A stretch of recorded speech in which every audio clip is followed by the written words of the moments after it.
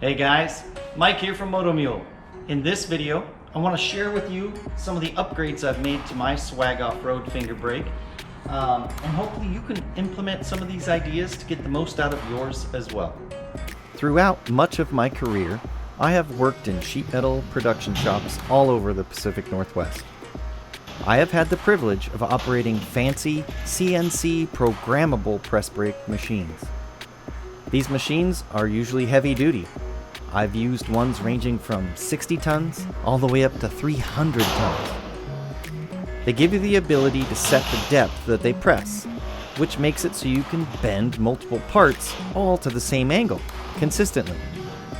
They also have movable backstops that you can program to position where you want the bends to happen on your part. I would love to have one of these machines in my shop, but they are very expensive and I choose to spend my money on other things.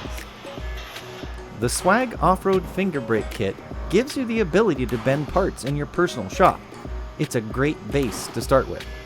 Hopefully this video will help you get a little more out of yours.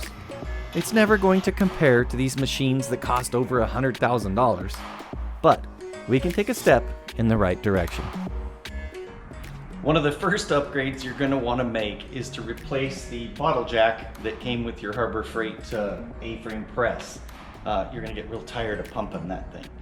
So do that. I went ahead and went with a hydraulic cylinder that has a quick connect coupling that matched the same pump that I've got on my tubing bender. So that's the route I went just because I already had that piece of equipment. A lot of people do air over hydraulic cylinders. There's all sorts of options you can do for this. I'll try to add in the description below some links to maybe different options you'd have to do this. Again, you're really going to want to upgrade this, one of the first things you do. One of the next things you'll notice that I've done is I've cut up several pieces of angle iron in varying sizes here to give me different bottom V-die sizes. So I've got a selection of 3 different pieces of angle iron that I nest in there to give me a smaller bottom die. A lot of the times I end up bending material that's thinner. You know, a lot of my work is around 1/8 inch thick.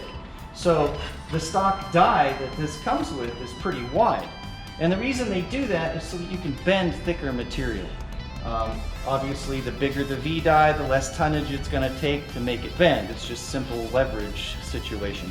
So, but the problem with that is that when you're bending thinner materials, you get this large radius kind of bend where I wanted more of a tight 90-degree bend.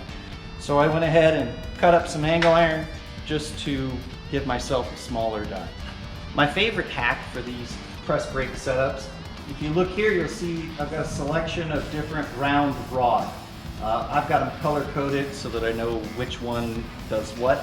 I keep setup sheets for the different parts that I do.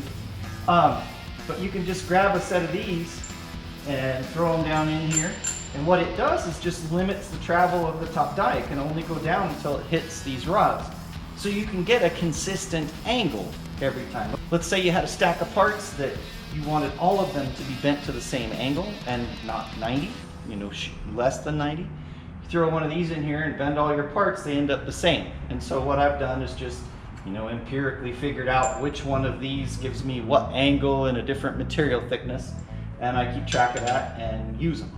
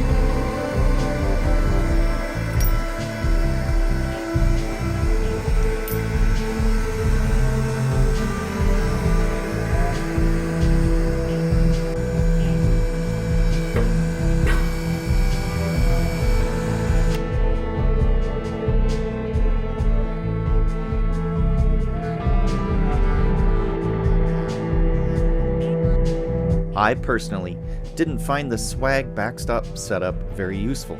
Instead, I cut the bend lines on my parts on the plasma table. This helps me put the bends in the correct location. I hope you found some information in this video that you can use. Be sure to check out my other videos. Thank you for watching.